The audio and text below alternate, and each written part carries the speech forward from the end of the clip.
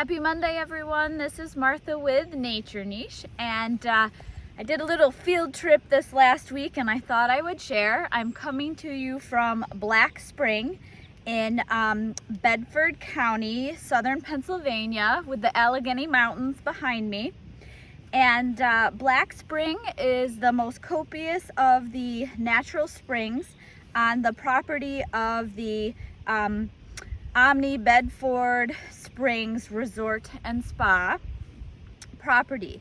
And this spring yields over 600,000 gallons of water per day.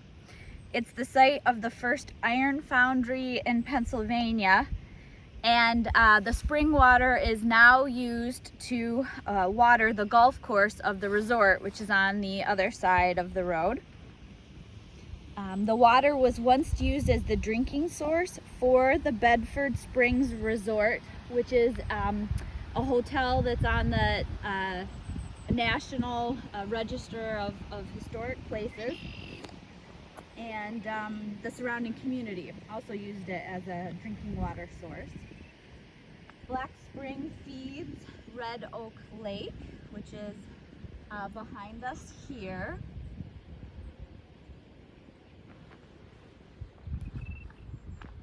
It's beautiful.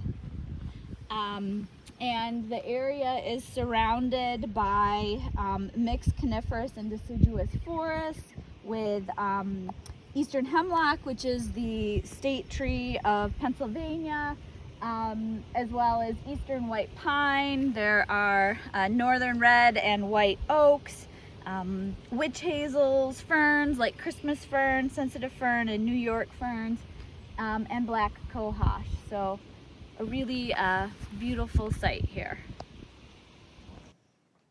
You hike around a very nice, pretty easy path or trail around the Red Oaks Lakes, and you come to Black Spring and this unnamed tributary that feeds into Schober's Run. But this is what the topography is like in this area around the natural springs.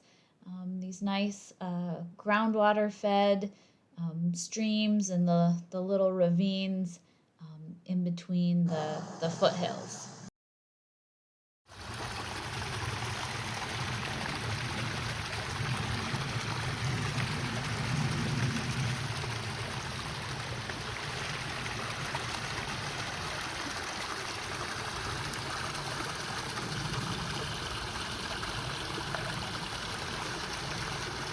This is Black Spring, and it's named for the Black family that lived here over 200 years ago.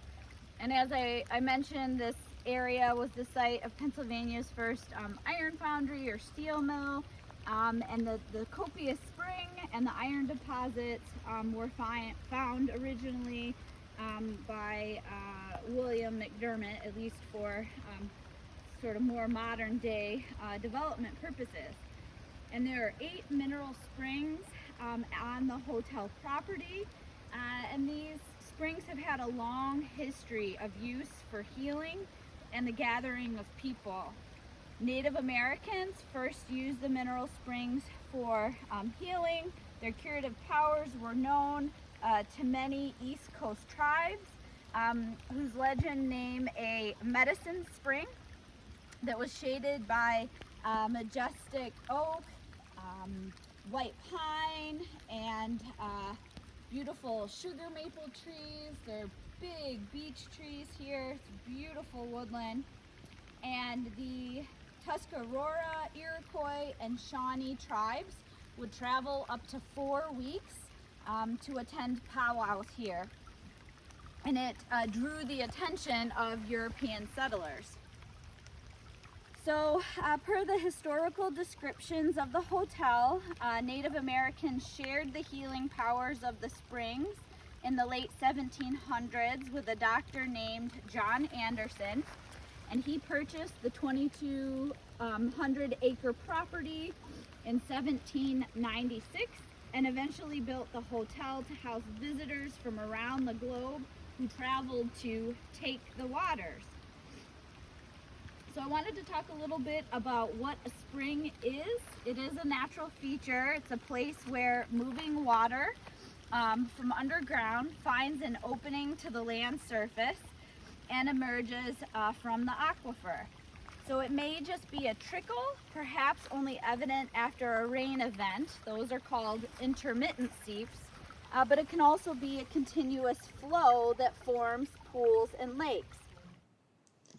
So this spring obviously has been used by humans and altered, some structures put in. There's evidence of pipes and grading and some retention walls. Here's a spring house used to keep things cool back before there was refrigeration. And this is the trail that leads around the spring and Red Oaks lakes. And then here's a stone retaining wall that I think must have deepened and enlarged the natural pool that Black Spring forms, and made it maybe easier to access for different healing treatments as well. Here's that stone retaining wall. You can see the spring-fed pool overflows into the tributary.